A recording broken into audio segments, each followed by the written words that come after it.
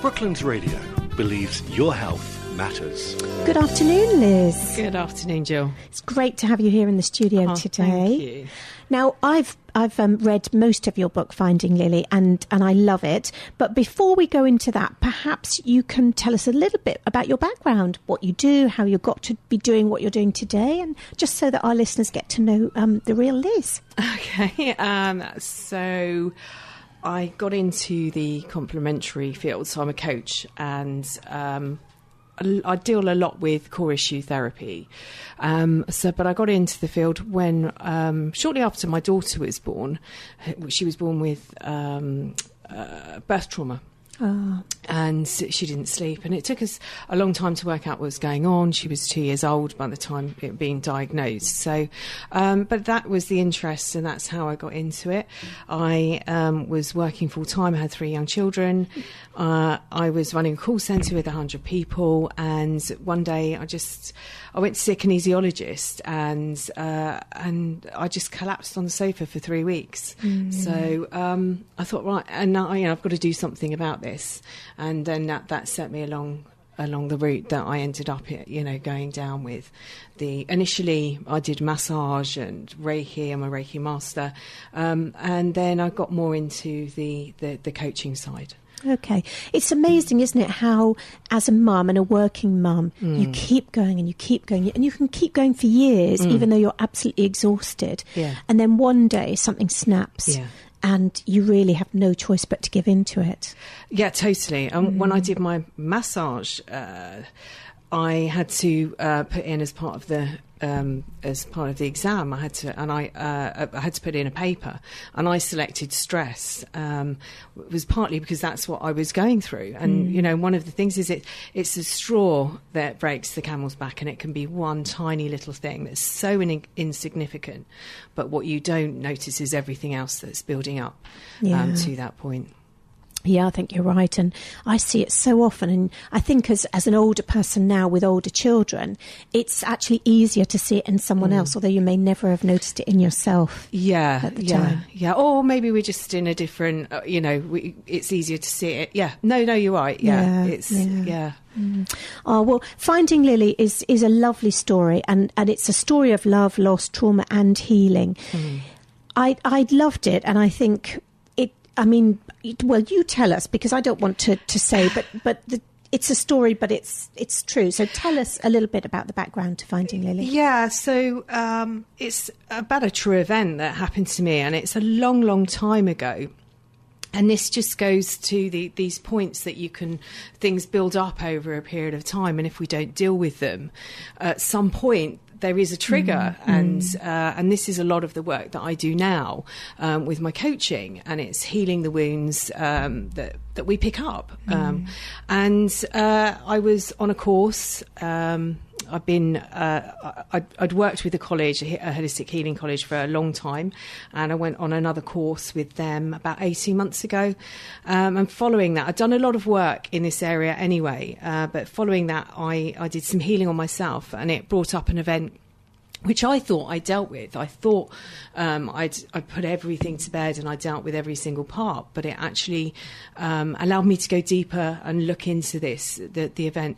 And so, it's really about going back and looking back, and it's picking up the pieces, and seeing what was going on in the background around that event, but actually really getting into it and healing it. And forgiveness is a big part as well. So, and a lot of it was forgiving myself for the choices that I made. Yeah. It's funny, isn't it, how sometimes things come up, and I know a similar thing happened to me about something that happened in my childhood when I was literally about 10, 11 years old, and I was at some women's training weekend, coaching type weekend, and I was chosen out of the audience to just talk about the exercises, and this thing came up, and it reduced me literally to sobbing. And when I got home and I was telling my husband about it, it reduced me to sobbing again, and we were both like, what on earth, where has this come from? So it is interesting that I think we all have these things buried in our unconscious mind, and one little trigger will bring it up. Well, that's really the essence. And I'm in the process of writing. There's a few of them that are going to come out. And so the next one's on the healing process, but what we go through. So the anger, so the various different stages that we go through with grief. But what we do is we live in this theta state up until we're about 7 or 8, which is a hypnotic state. So we take a lot of this stuff on as truth. And a lot of this is, and a lot of my work is about going in and discovering where this comes from. And it's actually going back to the core issue, to where it started.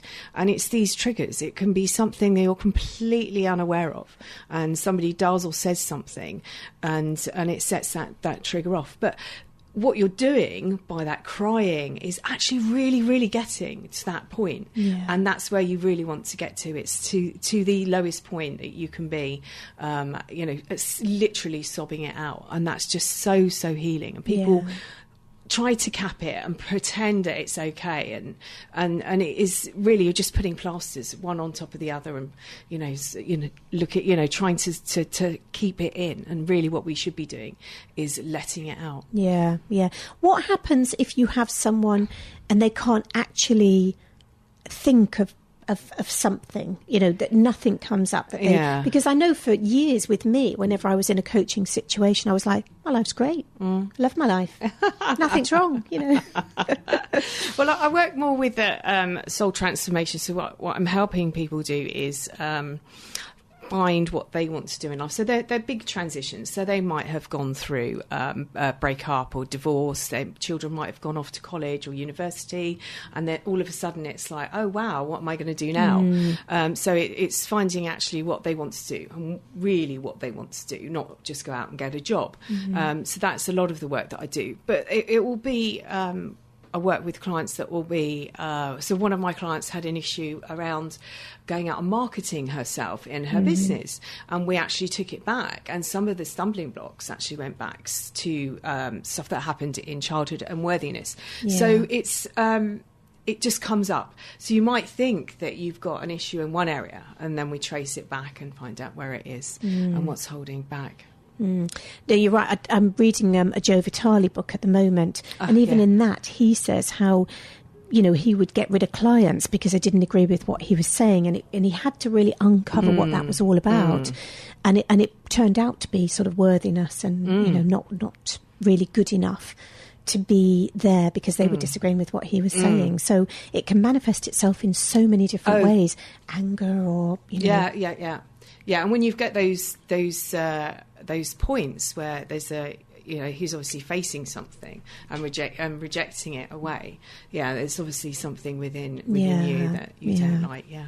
Now, we don't want to give away the story of Finding Lily, but maybe you can just explain. It's a story, but it's not a story, isn't it? Yeah. So it's about a true event that happened to me, and I found when I went, I didn't actually intend to have it published. It was just bubbling away inside me. And this event happened 27 years ago now.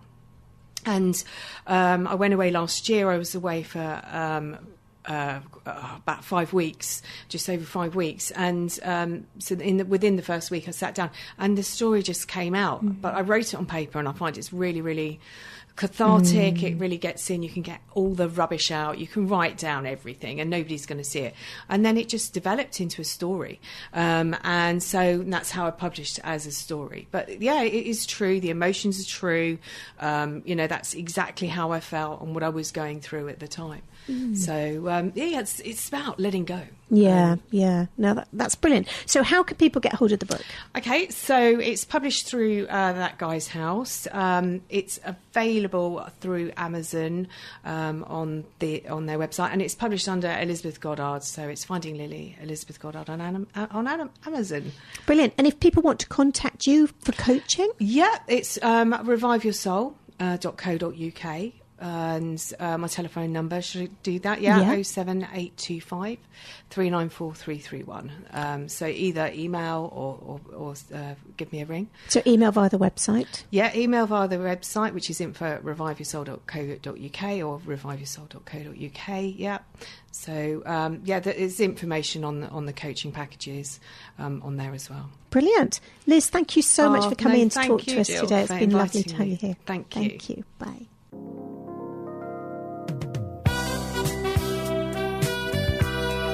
Brooklands Radio believes your health matters.